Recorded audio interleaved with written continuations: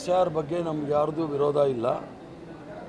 SIR ಅಲ್ಲಿ ತಮಿಳುನಾಡಲ್ಲಿ, ಬಿಹಾರಲ್ಲಿ ಮತ್ತು ಪಶ್ಚಿಮ ಬಂಗಾಳದಲ್ಲಿ ನಡೀತಕ್ಕಂಥ ಷಡ್ಯಂತ್ರವನ್ನು ನಾವು ನೋಡಿದ ಮೇಲೆ ನಾವೆಲ್ಲ ಜಾಗೃತರಾಗಿರಬೇಕು ಅಂತ ಮೂಲ ಉದ್ದೇಶದಿಂದ ನಾವು ಕರ್ನಾಟಕ ರಾಜ್ಯದಲ್ಲಿ ಇರ್ತಕ್ಕಂಥ ಎಲ್ಲ ಡಿವಿಷನಲ್ಲೂ ಸಹ ಕಾರ್ಯಕ್ರಮವನ್ನು ಹಮ್ಮಿಕೊಂಡಿದ್ವಿ. ಮೊನ್ನೆ ಮಂಗಳೂರಲ್ಲಿ ಆಯಿತು, ಇವತ್ತು ಹುಬ್ಬಳ್ಳಿ ಮತ್ತು 28ಕ್ಕೆ ಮೈಸೂರು ಮತ್ತು 30ಕ್ಕೆ ಬೆಂಗಳೂರಲ್ಲಿ ಮಾಡ್ತಕ್ಕಂಥ ಕಾರ್ಯಕ್ರಮ. ಇದರಲ್ಲಿ ನಾವು ಕೂಡ ಅವರು ಇದು ಪ್ರತಿ ವರ್ಷ ಜನವರಿನಲ್ಲಿ ಆಗಬೇಕಾಗಿರ್ತಕ್ಕಂಥದ್ದು ಪರಿಷ್ಕರಣೆ.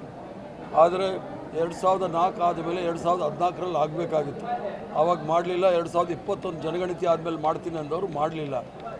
ಈಗ ವಿಶೇಷ ಸಮಗ್ರ ಪರಿಷ್ಕರಣೆ ಅಂದ್ಬಿಟ್ಟು ನೈಜ ಮತದಾರನಿಗೆ ನಾನು ಆಗಲೇ ನನ್ನ ಭಾಷಣದಲ್ಲಿ ಹೇಳಿದೆ, ಅಮೃತ್ಯ ಸೇನ್ ಅಂತ ಅವ್ರದ್ದು ಹೆಸರನ್ನೇ ಮತದಾರ ಪಟ್ಟಿಯಿಂದ ಬಿಟ್ಟಿದ್ದಾರೆ, ನೋಬೆಲ್ ಪ್ರಶಸ್ತಿ ವಿಜೇತ ಅವರು.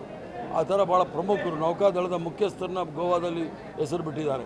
ಆ ಥರ ಇವ್ರಿಗೆ ಯಾರು ವಿರೋಧ ಇದ್ದಾರೆ ಅವರ ಹೆಸರನ್ನು ಮತಪಟ್ಟಿಯಿಂದ ತೆಗ್ತಕ್ಕಂಥದ್ದು ಇವ್ರದ್ದೊಂದು ರೂಢಿಯಾಗಿದೆ. ಅದು ಆಗಬಾರ್ದು. ನಮ್ಮ ಕಾರ್ಯಕರ್ತರೆಲ್ಲ ಜಾಗೃತರಾಗಿ ಪ್ರತಿ ಮನೆಗೂ ಹೋಗಿ ಅಲ್ಲಿ ಅವರ ಹೆಸರುಗಳನ್ನು ಎನ್ಯುಮರೇಷನ್ ಫಾರಮಲ್ಲಿ ದಾಖಲು ಮಾಡಿ ಅದನ್ನು ಎಲೆಕ್ಷನ್ ಕಮಿಷನ್ಗೆ ಅಥವಾ ಏನು BLO ಬರ್ತಾರೆ, ಬ್ಲಾಕ್ ಲೆವೆಲ್ ಆಫೀಸರ್ಸು, ಅವ್ರಿಗೆ ಕೊಟ್ಟು ಸಂಪೂರ್ಣ ದಾಖಲಾತಿ ಇಟ್ಕೊಳ್ಬೇಕು ಅನ್ನೋ ಒಂದು ಮಾಡಿದ್ದೀವಿ.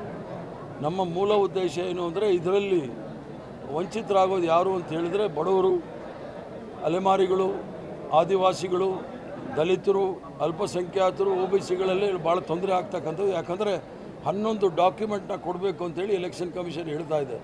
ಕೆಲವರಲ್ಲಿ ಡಾಕ್ಯುಮೆಂಟ್ ಇರ್ಬೋದು, ಇಲ್ಲದೇ ಇರ್ಬೋದು. ಆದರೆ ನಾವು ನಕಲಿ ಮತದಾರನ ತೆಗಿಬಾರ್ದು ಅಂತ ಹೇಳೋದಿಲ್ಲ. ನಕಲಿ ಮತದಾರನ ತೆಗಿರಿ ಅಂತ ಹೇಳ್ತೀವಿ. ಎರಡೆರಡು ಹೆಸರು ಇರ್ತಕ್ಕಂಥ ಅವ್ರದ್ದು ಹೆಸರು ತೆಗಿರಿ ಅಂತೀವಿ. ಆದರೆ ಯಾವುದೇ ಕಾರಣಕ್ಕೂ ಸಹ ಪ್ರತಿಯೊಬ್ಬ ಭಾರತ ನಾಗರಿಕನ ಹಕ್ಕನ್ನು ಯಾರೂ ಸಹ ಮೊಟಕುಗೊಳಿಸಬಾರ್ದು ಅನ್ನೋ ಮೂಲ ಉದ್ದೇಶದಿಂದ ಈ ಜಾಗೃತಿ ಕಾರ್ಯಕ್ರಮ ಹಮ್ಮಿಕೊಂಡಿದ್ದೇವೆ. ಸದ್ಯಕ್ಕೆ SIR ಮಾಡೋಣ, ಆಮೇಲೆ ಅದಕ್ಕೆ ಬರ್ತೀವಿ. ಯಾವ ಗೊಂದಲನೂ ಇಲ್ಲ, ಯಾವುದು ಗೊಂದಲ ಇಲ್ಲ. ಈಗಾಗಲೇ ತಾಲೂಕು ಮಟ್ಟದಲ್ಲಿ ಕಾರ್ಯಕ್ರಮಗಳಾಗಿದೆ, ಜಿಲ್ಲಾ ಮಟ್ಟದಲ್ಲಿ ಕಾರ್ಯಕ್ರಮಗಳಾಗಿದೆ, ಎಲ್ಲ ಹಂತದಲ್ಲೂ ಕಾರ್ಯಕ್ರಮ ಮಾಡಿದ್ದೀವಿ. ನಾವು 30ನೇ ತಾರೀಕು ಒಳಗಡೆ ಮುಗಿಸ್ಬೇಕು. ಪುನಃ ಇದ್ರದ್ದು ಗಂಭೀರತೆ ಇರಬೇಕು ಅಂಥೇಳಿ ನಾನೆಲ್ಲ ಕಾರ್ಯಕ್ರಮಗಳನ್ನ ಬಿಟ್ಟು ಈ ಕಾರ್ಯಕ್ರಮಕ್ಕೆ ಬಂದಿರೋದು, ಎಲ್ಲ ಡಿವಿಷನಲ್ಲೂ ಸಹ. BJP ನಾಯಕರು ಗಂಭೀರ ಆರೋಪ ಮಾಡಿದ್ದಾರೆ, ಖರ್ಗೆ ಕುಟುಂಬ ಭಾರತೀಯ ಜನತಾ ಪಾರ್ಟಿಯವ್ರದ್ದು ಹಗರಣಗಳು ನಾನು ಹೇಳಿದರೆ ಇಡೀ ರಾಷ್ಟ್ರದಲ್ಲಿ ಅವ್ರ ಅಧಿಕಾರಕ್ಕೆ ಬಂದ ಮೇಲೆ ಅತಿ ಹೆಚ್ಚಿನ ಶ್ರೀಮಂತ ರಾಜಕೀಯ ಪಕ್ಷ ಅಂದರೆ ಭಾರತೀಯ ಜನತಾ ಪಾರ್ಟಿ. 4,000 ಕೋಟಿ ಇದೆ. ಎಲ್ಲಿಂದ ಹಣ ಬಂತಂತೆ? ನಾವು ಕಾಂಗ್ರೆಸ್ ಪಕ್ಷದ ನಮ್ಮ ಖಜಾನೆಯಲ್ಲಿ ಇರ್ತಕ್ಕಂಥದ್ದು 700 ಕೋಟಿ ರೂಪಾಯಿ. ನಾವು ಬಡವರ ಪಕ್ಷ, ಅದಕ್ಕೋಸ್ಕರ ನಾನು ಎಲ್ಲ ಸಭೆಗಳಲ್ಲೂ ಸಹ ಹಣ ಹೂನಾರ ಹಾಕಬೇಡಿ, ಹಣ ಚೆಕ್ ಕೊಡಿ ಅಂತ ಕೇಳ್ತಾ ಇದ್ದೀನಿ.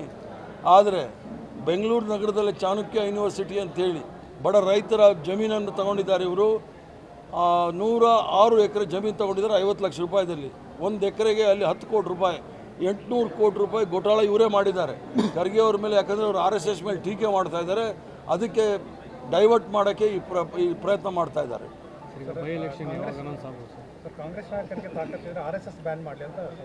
ಹೇಳಿದ್ರಿ ಈಗಾಗಲೇ 3 ಸಲ ಬ್ಯಾನ್ ಮಾಡಿದ್ದೀವಿ. ಮುಂದಿನ ಹೋರಾಟ ಅದೇ ಆಗುತ್ತೆ. ಅದೇನಾಗುತ್ತೆ ಮುಂದಿನ ತೀರ್ಮಾನ ತೆಗೆದುಕೊಳ್ಳೋಣ. ಎಲೆಕ್ಷನ್ ಕಮಿಷನ್ ಡಿಕ್ಲೇರ್ ಮಾಡಬೇಕು. ಥ್ಯಾಂಕ್ ಯು, ನಮಸ್ಕಾರ. ಬೈ ಎಲೆಕ್ಷನ್ ಯಾರ ನೇತೃತ್ವದಲ್ಲಿ ಆಗುತ್ತೆ? ಕಾಂಗ್ರೆಸ್ ಪಕ್ಷ, CM ಎಲ್ಲರೂ ನೇತೃತ್ವದಲ್ಲಿ ನಡೆಯುತ್ತೆ. ಹೆಚ್ಚಿನ ವಿಡಿಯೋಗಳಿಗೆ ಪ್ರತಿಧ್ವನಿ ಯೂಟ್ಯೂಬ್ ಚಾನೆಲ್ ಸಬ್ಸ್ಕ್ರೈಬ್ ಮಾಡಿ, ಬೆಲ್ ಐಕಾನ್ ಕ್ಲಿಕ್ ಮಾಡಿ.